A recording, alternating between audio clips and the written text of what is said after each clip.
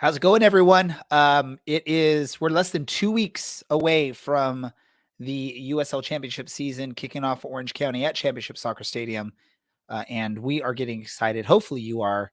And let's get into this. Welcome to the Podcast of Champions. This is the Orange and Black Soccer Cast.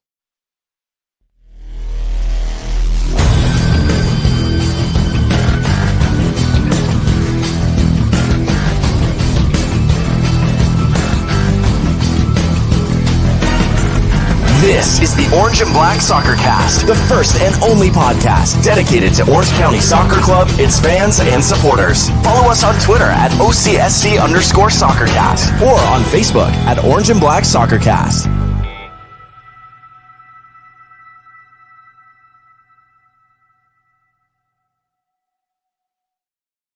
How's it going, Orange County? Welcome to another episode of the Orange and Black Soccer Cast, the first and only podcast dedicated to Orange County Soccer Club, its fans, and supporters.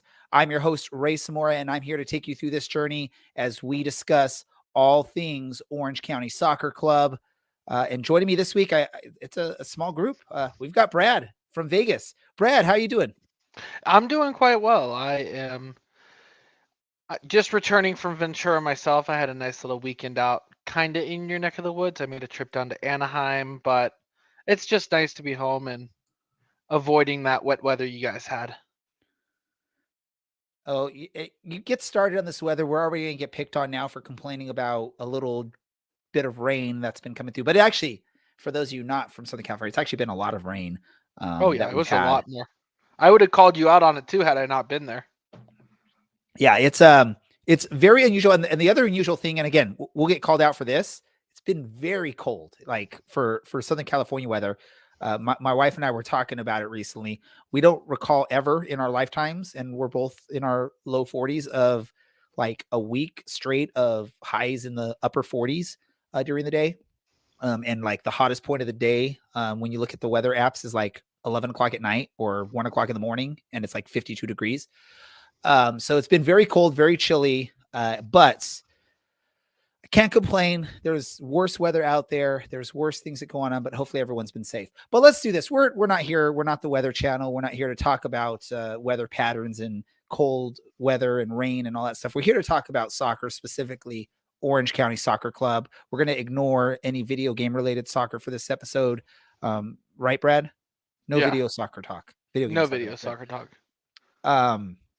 And I apologize if I'm a little flustered as we go through this. I'm sort of running wild. I had tryouts for the team that I coach today. Then I had to rush home to play an e-soccer game, and then rush to eat dinner and then get onto this. So let's talk about Orange County Soccer Club. What is there to talk about? We know some results. We know some score lines, but we don't know much about some of the score, the what happened. We did get the article that dropped while we were live last week regarding one match there. Who was that opponent, Brad? You know better than I do.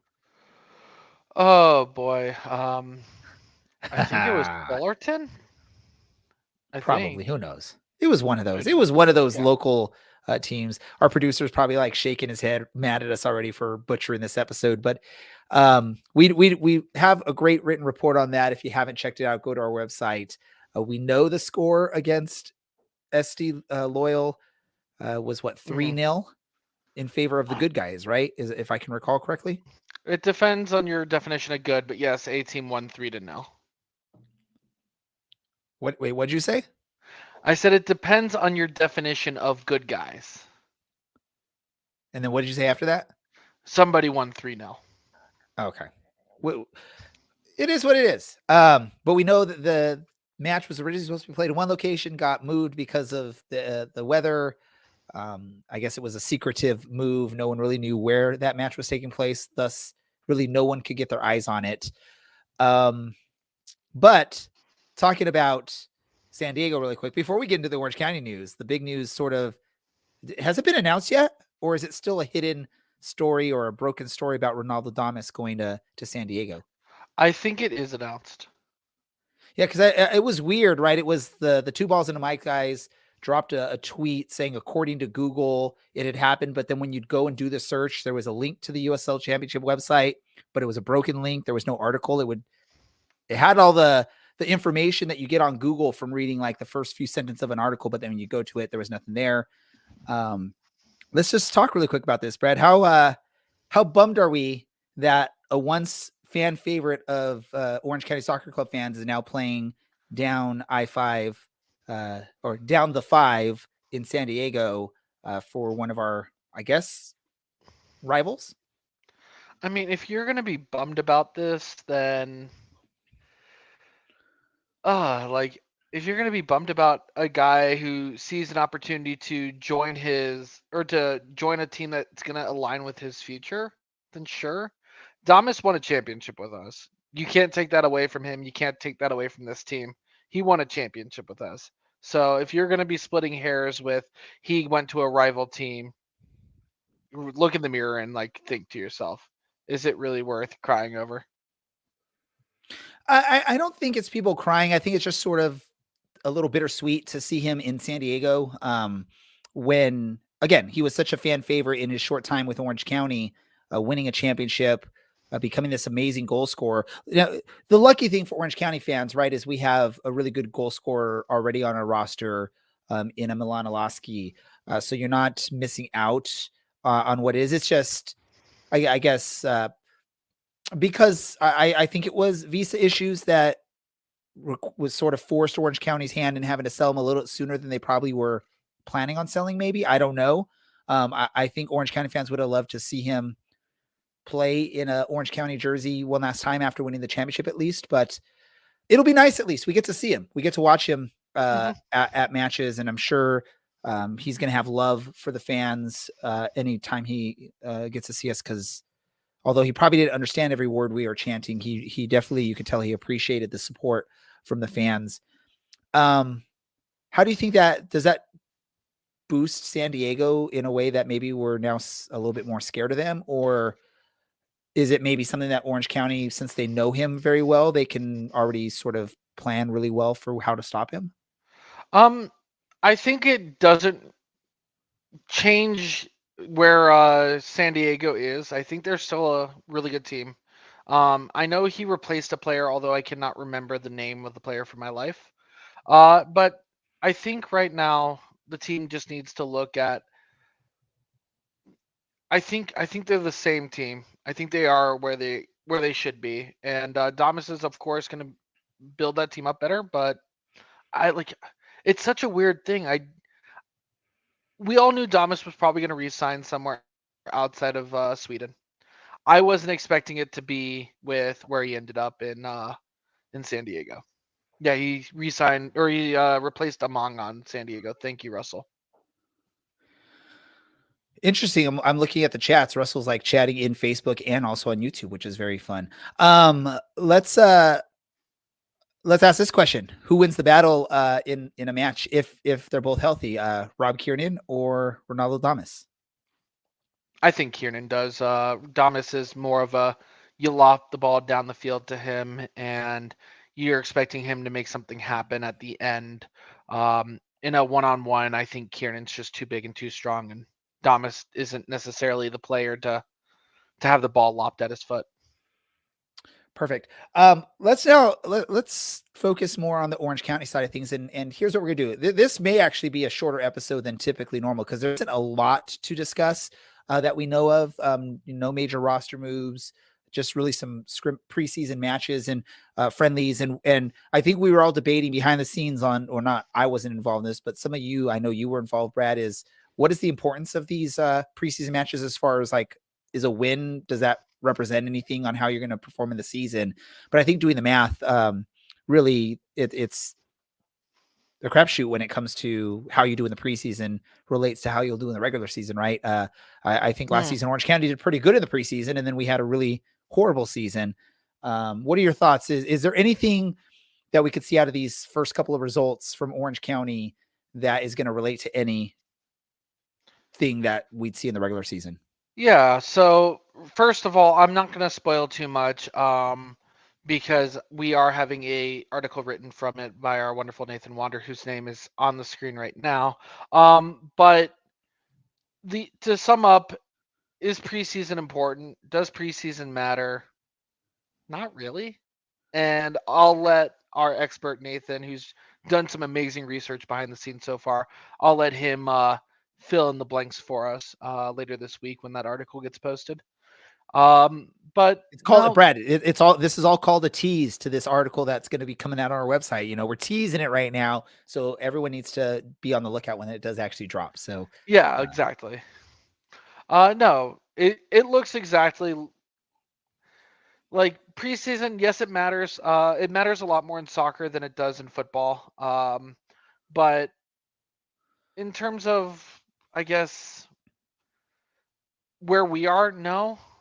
I think it's good to get the fitness. Our opponents that are in our schedule kind of aren't going to prepare us for the next level that we're ready for. It's not. It's not going to prepare us for our opening day match, which is, if I remember correctly, it's Tampa and not Louisville. It's one of those two. So it's just preseason. It's practice. I isn't the opener. I think is Louisville, right? I It's one think of you the had it two. back. Yeah. Yeah. Yeah, It's like one of it's the one of two. those two Eastern Conference teams. It's on the 11th. It's less than 2 weeks away. I think the Tampa one is on the 18th, and I know Yes. that because we had this discussion at the end of the last episode. That how could my anniversary celebration be on the same night Tampa's in town? But let's yeah, there goes our producer in the chats is letting everyone know exactly what the match dates and opponents are. Let's talk about Orange County then. Let's go with some wild predictions here, Brad. I want to have a conversation with you, and we'll each come up with some very wild, random, unique prediction for this season. It could be anything. And Oh we boy. didn't prep for this, folks. So if Brad is like looking like he's already scared to try and or unsure of what he's going to come up with for an answer, I guess our producer's calling this look, OC wish list, OCSC wish list. What's a wild prediction you think happened in this year A wild prediction I think happening this year. Um, for Orange County? my wild prediction, yeah, for Orange County. Orange County allows less than, let's see, there's 30 something games, allows less than 50 goals this season. Actually want to do some research about this, but last season our defense was atrocious, as we all knew, and I think the key to us doing well this upcoming season is definitely allowing less than, what was it? We had like 1.5 goals a game. I think would be, especially if we're not going to score in droves. All right. I don't even have a wild prediction. I came up with this idea like a minute before we go live. A wild prediction for Orange County this season. I mean, it can't really be a wild prediction if I say Milan Olowski is going to win the Golden Boot again, right? I mean, that's not really that wild of a prediction.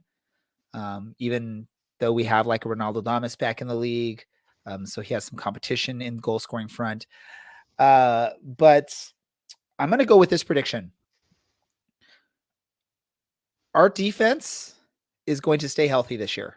I think one of the biggest problems was health in our defense last year, especially with Rob Kieran out, but there was a lot of mix matched and replacement. I think even with some minor injuries, there's going to be a lot of opportunity for there's some decent depth in our defense. But I think all in all, they're going to stay pretty healthy this year. And if there are injuries, we're not going to have like last season where we had basically one true center back on the roster in Michael Orozco, and everyone else was just thrown into that position trying to play defense, whether it was an Albie Skendi, a Brent Richards, a Danny Peterson. I feel like we won't have those situations this year. Now that's a lot on Rob Kiernan staying healthy and some of the other defenders staying healthy, but I don't know. Is that wild enough, or is that not really a wild prediction, Brad? I mean, no. I I would hope that we stay healthier this season. And yes, I agree with you. Defense is going to need to stand up and really be that force that we need them to be. And we No, got Russell on the chats really quick with his wild prediction that Orange County will announce a new deal for a stadium that isn't Championship Soccer Stadium, and it'll be done by July. that is bold. That is bold. So here we go, Brad. And I know you're not super familiar with the Southern California, especially Orange County area. Where would that new stadium be located? It would be located in Russell's backyard, I guess, because he has inside knowledge. No, I probably head back to. You guys were at the Anteaters, right? At UCI at one point. That would be the Yes. most logical place. I think if they move, they're looking for something a little bit more their own and more permanent than Anteater Stadium.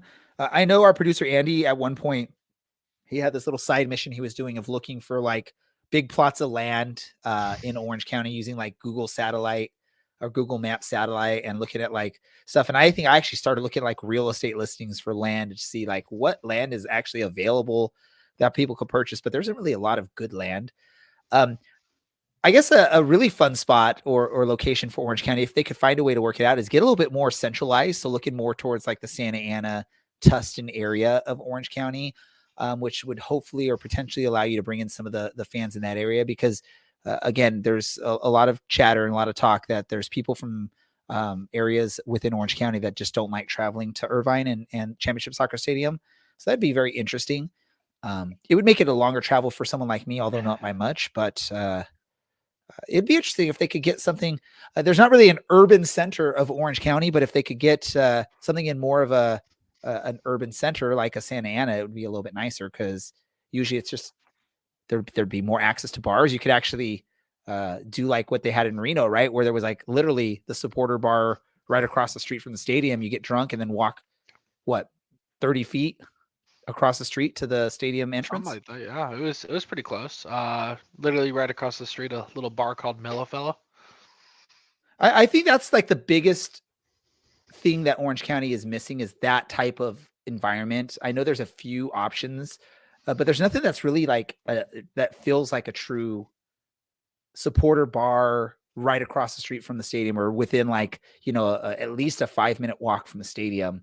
I know there's that restaurant / bar that's part of the ice skating rink, but that just doesn't feel like it. I don't know. It doesn't feel like going to an ice skating rink is like the pregame spot for a match and whatnot. So, but yeah. And Russell's saying that the people that live in the Great Park homes don't like the stadium. So who knows? And I mean, we sort of all saw the sort of thing going on with the stadium and the city and the club and all that interesting stuff, and how that turned into a big mess. And I think it was again producer Andy that sort of pointed out because one of the big issues with the stadium was public use and Cal United Strikers fold and let's give it to LA Force instead of opening it up to the public. But that's a whole different situation. I'm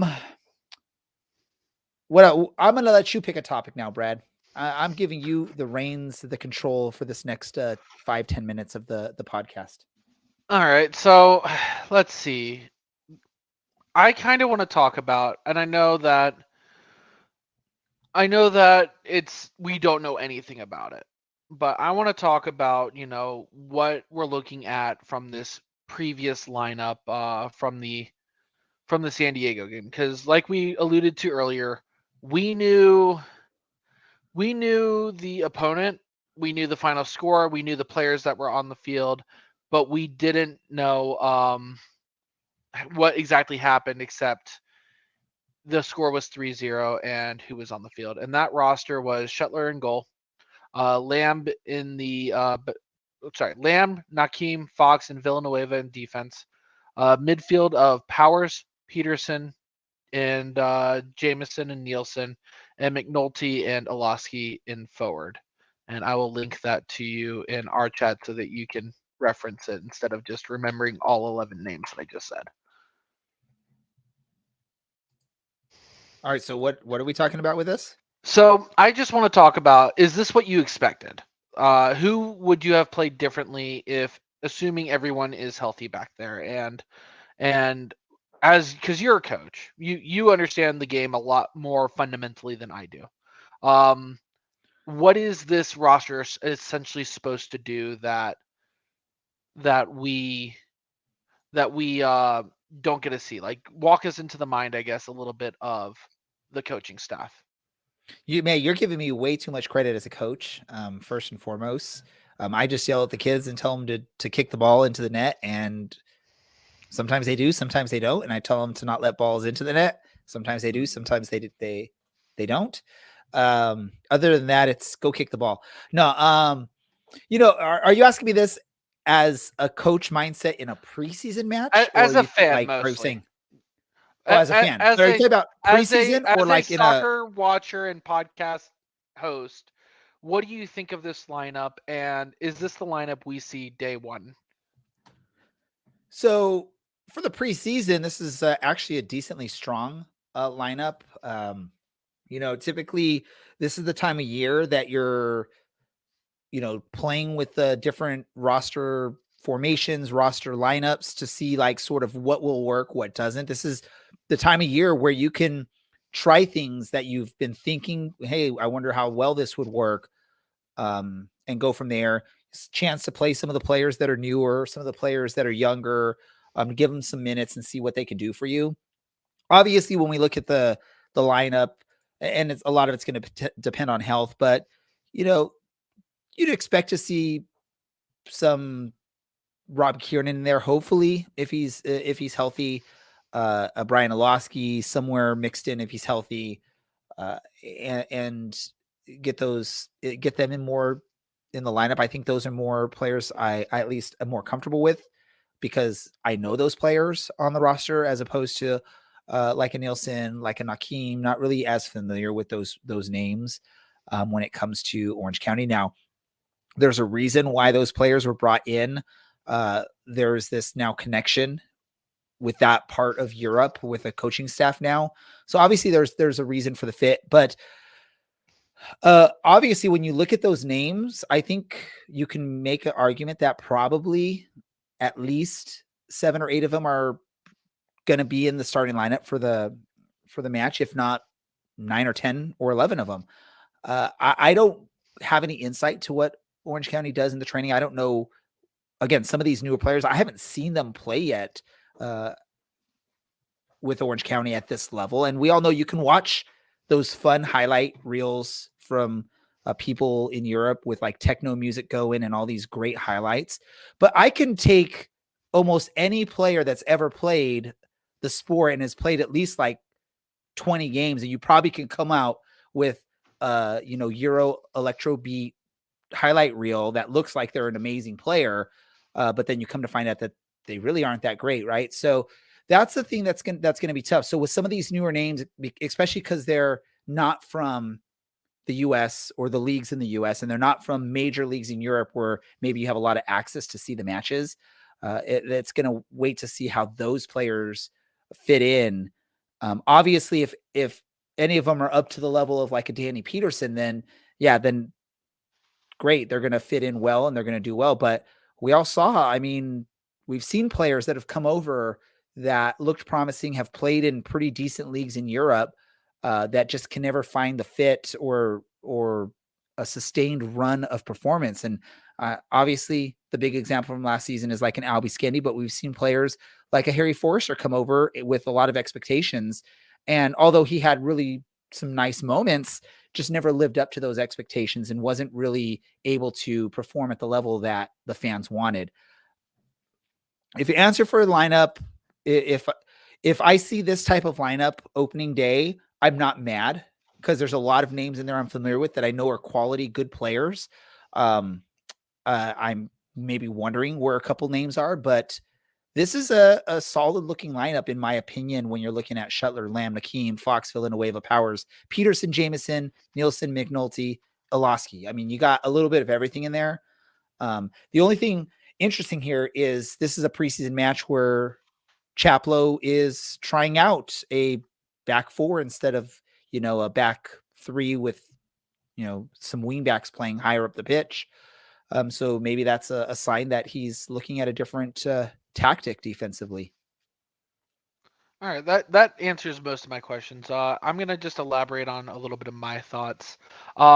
It's definitely interesting seeing this roster because it is a lot of the players that we did sign from, particularly the Scandinavian regions. We have Nakeem there, we have McNulty, and we have Nielsen up there as well. And I wonder how Fox played in that game. Obviously, none of us were there, so we can't really comment other than 3 goals were scored. But he was one of our big signings that we really touted as he's another one of the Rob Kiernan-esque level players. That he's a big guy who can hold his own in the back there. So it'll definitely be interesting seeing, this might have just been a hiccup. This probably isn't the back 4, back 3, or back however many that we'll see on day 1 if, in fact, Rob Kiernan is healthy like we think he is. I have no inside knowledge on that information, so I'm not trying to spoil anything if he's hurt. All we know is he's still coming off of that injury from last season that sidelined him the whole year. But seeing this roster, I think Iloski is going to start. I think McNulty is going to be a Cubo Torres, but Scandinavian. Although I think he played in Scandinavian leagues, right? But he's not actually Scandinavian. He's Scottish or Irish. Wasn't he? He's I Scottish, I thought he think. played in like the Scottish league, right? He Or might have maybe he played played both. in I one of the think we Scandinavians. got I him don't know. from a league in Denmark. But Nielsen, I don't know if he's starting there. I think that spot in the lineup is probably, if he's healthy, Brian Iloski. Jameson is probably Osendina, unless Jameson is, I guess, the more refined of the two right now. I know they're both young players who are trying to get sold. Peterson's obviously in there. Powers is probably in there. Villanueva has earned his roster spot for this season based on being one of the only bright spots last season. Fox is too highly regarded to not be on the bench or to not be starting. Nakeem is probably, I don't know. That's the big question mark for me. I know he's a defender. We need those, and we definitely brought him in. And then Lamb and Shuttler. We don't have any other goalies, and Lamb is also one of the big interesting players that we signed. Notable names that weren't in this game that didn't even get subbed on would be Brent Richards, Seth Kasipli, and the previously alluded to Brian Iloski.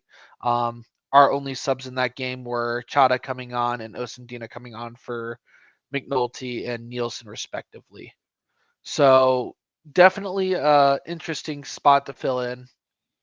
And it'll be interesting. I think this weekend's games, which are now, I believe, open to season ticket holders based on the cancellation of the season ticket event on Wednesday.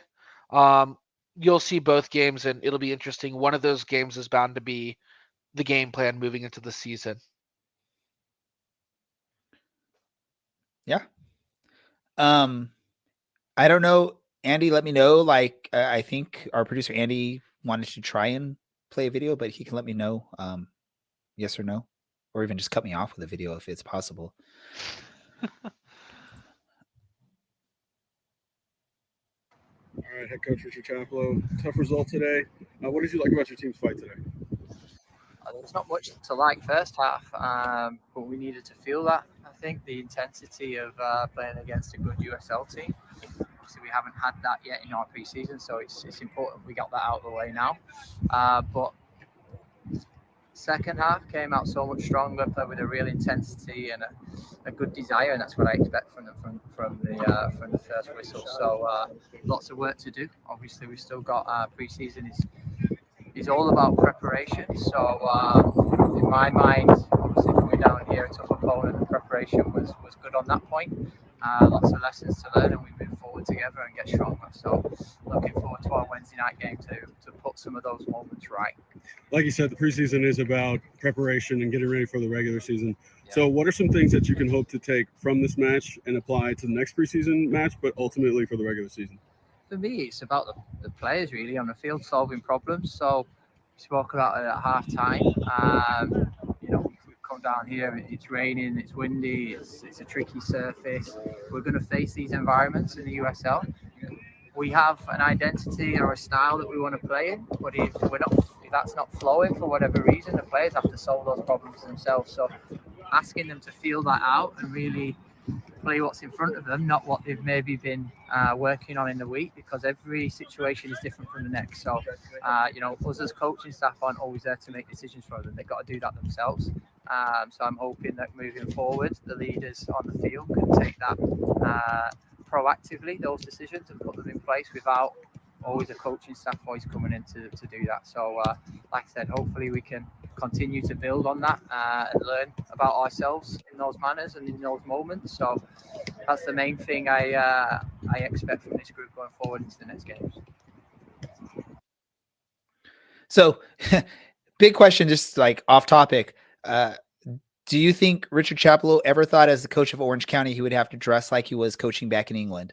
I mean, that looked like a true, like that looked like an English soccer coach or English football coach in England, all bundled up in a big, you know, parka and a beanie. And I think even when he's talking, you see some of the breath coming out, that heat coming out in the form of what looks like, you know, whatever. Do you ever think, do you think he ever thought that that would be his coaching moment here in the US, especially in OC? I mean, he wasn't in OC in that game. He was in, I believe, San Diego. That was where the game was played. Yeah. So but if you don't know geography that well, Brad, usually San Diego is a little bit nicer weather than even Orange County. Like, so. I mean, well, it's been a weird weekend for you guys down there with weather, and I didn't expect pouring rain when I was down there. So I think breaking out, hopefully it's the last time he needs to break out the heavy winter jacket, although I bet you it was probably in the 50s there. And that's kind of that weird weather where a winter jacket is acceptable. However, if you're used to the cold, maybe a long sleeve shirt or a light windbreaker is acceptable too. If it was in the 50s and that's the way Richard Chaplow is dressed, then he has to turn in his British card and he's now a true Californian, thinking that that's really cold weather. Cause I feel like a lot of times out in good old England, it's probably well below 50, you know, the 50s for a match. And coaches aren't that bundled up on the sideline. You know, in that whole conversation now, I have no idea what I was thinking of next. I had a thought and then I lost it. Thank you, Brad. You're welcome. Oh, here was my thought. I want to know, and producer Andy, let us know if you have any information on this. Has anyone actually checked in on the physical, like the stadium and the field and what it looks like right now? Because we all remember a few years back when we got a torrential downpour for like a week straight or whatever it was. It looked like a little lake was forming on that pitch. And I'm just worried or wondering what that looks like, because we had a lot of rain last week. We have a lot of rain this week coming on. Is the field going to be ready for opening day in 12 days? I mean, is that something that fans should be worried about? And has anyone, if you're on the chats, let me know. Has anyone actually gone and looked? Is the stadium looking like it's going to be playable for opening night? Brad, what are your thoughts? I don't know how that field kind of runs, and maybe 2 weeks from now when opening weekend is, it'll be dried up. Who knows? I'm not an expert in grass conditions. Producer Andy's jumping in here. Do you know anything? Do you have the inside info, Andy? I just jumped in to say I don't know because I worked from home today, but I can check in tomorrow. I work very close to the stadium. It's easy for me to swing by there, but I can check after work. Yeah, we'll have to get an update on that. Yeah, I'll have to look from the fence. I don't think I'll be able to get down there, but if a gate is open, I might be able to, make my way. Just hop the fence, Andy. No one will tell. But yeah, no, I mean, if we all remember, I think it was the season we had a big preseason match scheduled against the team from Japan. I forget which club it was, and it had to get called off because there was literally a puddle on like a fourth of the field from a lot of rain. I think that sparked up a little debate between Orange County fans on that the stadium is not really built for this type of weather. And I think we've learned over the years that the landscaping crew at Championship Soccer Stadium don't really know what they're doing for a soccer stadium. Apparently they're like more golf course related landscapers, but I think the drainage on the stadium is not really built for rainy weather. So that's a scary part to see. Yeah, there we go. Vissel Kobe in 2019 was the opponent that Orange County was to face and had to get canceled. That was a stacked team too. That was very exciting. I know Dylan and I were excited. We actually got to go to the press conference, and you had like some really good names there. It was what, Honda? No, not Honda. Iniesta was part of that team, right? I can't remember now. Who knows? Whatever. Really quick, Russell has a question for what is the 2023 Orange and Black Soccer Cast regular participants? Will we see Dylan and Alan? And just so you know, Russell, I think Alan's spelled A-L-A-N, not the other way. A-L-L-E-N is Dylan's last name, by the way. No, we are. We will. We will see them. We'll also see Taylor more this season. We'll see Larry more this season, and hopefully we'll have an opportunity to invite our writing team on to some episodes to come join us here and there as well. Mr. Daniel Keith Jensen, Nathan Wander, they will potentially join us for episodes. Yeah, producer Andy will jump in every so often. Yeah, to fill in the blanks, the reason we're missing Alan and Dylan right now, I know Dylan is still sick. He was sick last week, unfortunately, and we're not going to make Dylan pretend to talk with a sore throat. So that was why he's not here. Alan, I know he is just starting his new job with the school district, the teachers union, and he's kind of bouncing between a property that he rented that he let us know last week and his own home. So that's kind of where they are right now. And then the rest of the crew, we're not all perfect. It's still preseason and we're still sorting out our schedules for our new Monday night showings. Some of us have kids that are in sports teams like Ray was talking earlier, and some of us are still, students and lawyers. I know Taylor is in law school and has something coming up. So that's just the world we live in right now. So we're going to still make the attempt and follow through with Monday nights, but that's kind of where we're missing a lot of people tonight. And apparently Larry had to work late at Kmart tonight, so that's why he's not on the episode. But apparently he's listening to us while he's at work or something, because he's on the chats. So if you are Larry's boss and you listen to our show, it isn't the Larry you're thinking of. Let's move on. I got one more. Yeah, I got one more about? topic that definitely looks interesting to talk about. So, do you read any of John Morrissey USL Tactics stuff? Honestly, ever since I read his preview last season, which I guess apparently was spot on, but I wasn't excited about it. I really didn't pay much attention to what he wrote. So I guess I should be, because he knew what he was talking about last preseason when he wasn't really excited about Orange County. So here, I'll go ahead and break down one of the most interesting things. So read the article for me, Brad, right now. Read it live. No, I'll just use the one segment. So in his 3 things to talk about last week, one of the things that was part of the 3 things was breaking down difficulties of schedules per month.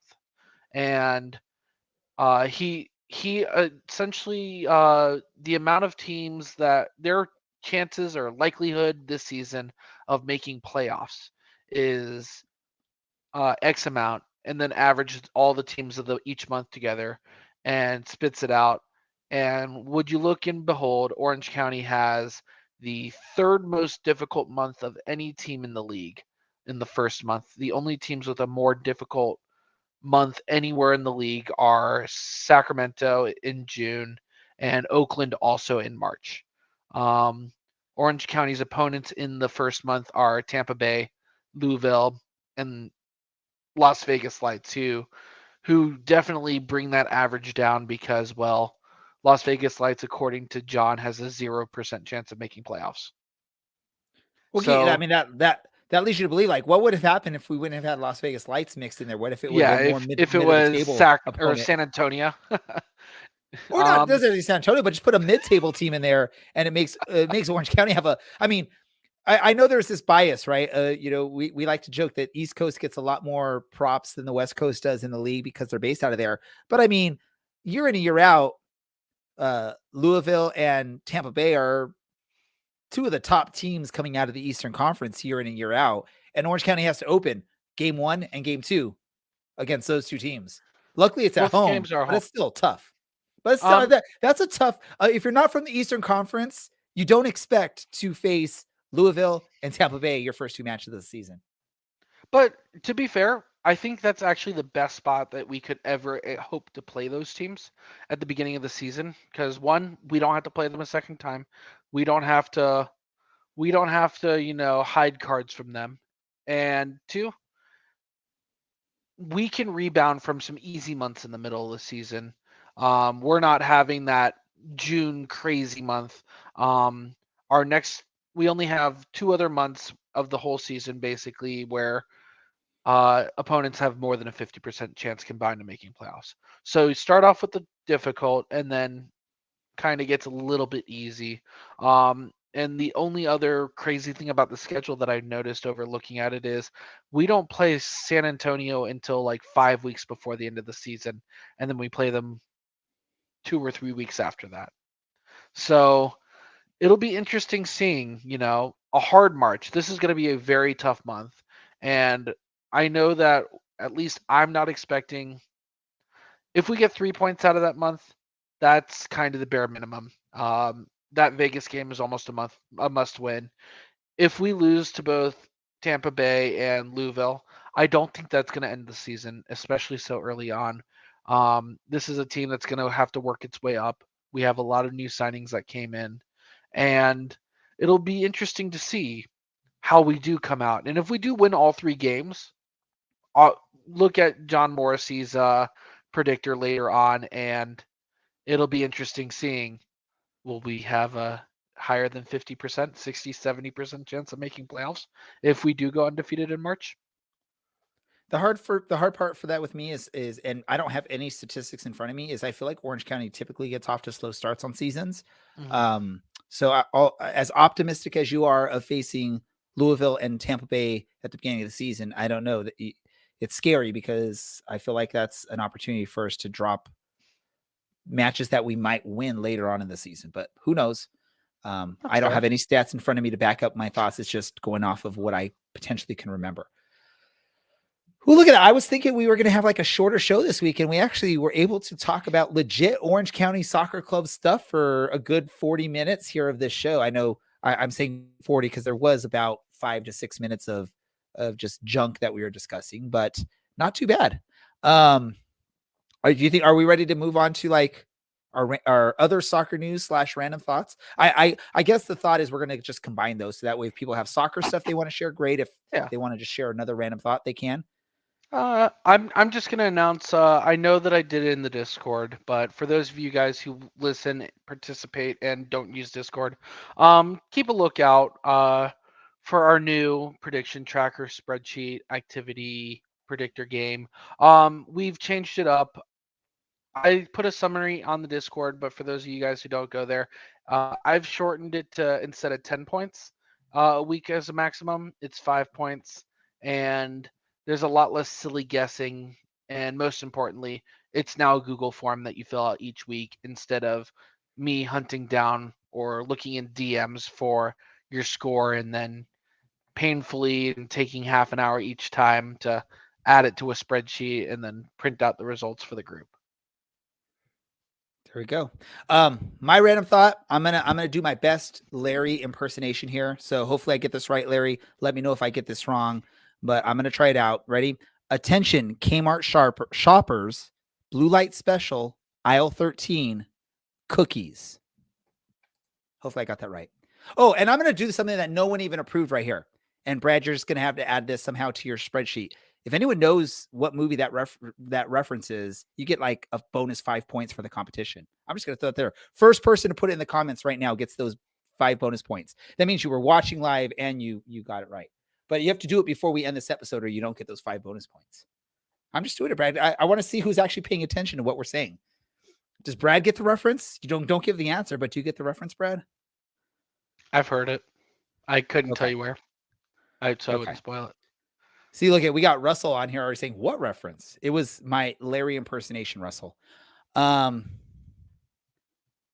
So I guess that's going to wrap things up, and we're not going to give up 5 bonus points because I don't see it in the chats yet. Do you have anything else you want to say before we wrap things up, though, Brad? Yeah, stay safe with all this weather down there, and I'm excited that Monday nights is kind of our thing moving forward, and I know next week we'll have a lot more people. We'll have a lot more to talk about with 2 games open to the public. So thank you guys for giving us, 50 minutes of your night tonight. I really appreciate it. Yes, we appreciate anyone that listens, whether it's live while we're actually recording this on the video streams, or if you listen later on podcast form, which again, this season, I'm committed to making sure the podcast episodes get up right away. Also, for those of you that are reading what's being written and posted on our site, there's been a boost in website traffic for our website. So we appreciate you all for checking out what our writers are putting out there and continue to do so. Please help support and show the love for anyone that's producing. We all do this out of the love. We don't get paid. We don't make money off of this. This is all purely for the love of Orange County Soccer Club. So let me just say this for everyone. All right. So for Brad on the show tonight, producer Andy, and then also we got those that aren't on the show tonight: Taylor, Alan, Dylan, Larry, anyone else. We appreciate it. Thank you for watching. This is the Orange and Black Soccer Cast. We are out.